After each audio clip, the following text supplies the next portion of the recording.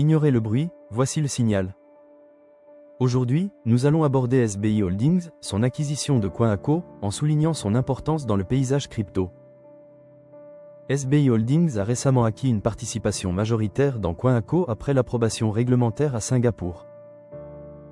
Cette acquisition permet à SBI d'étendre ses services d'actifs numériques dans toute l'Asie du Sud-Est grâce à une plateforme agréée. CoinAco s'est forgé une base solide depuis sa création en 2014.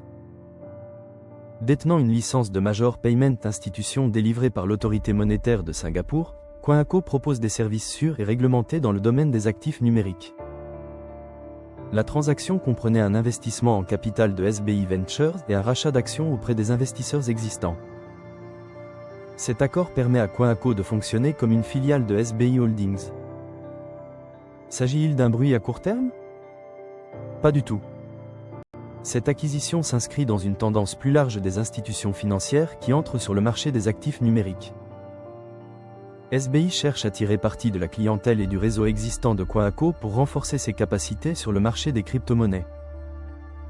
Qui bénéficie de cela? SBI peut proposer une gamme complète de produits financiers en complément des services de CoinAco, ce qui séduit à la fois les particuliers et les investisseurs institutionnels. CoinAco va bénéficier du soutien d'un grand groupe financier, ce qui lui permettra d'innover et de se développer davantage.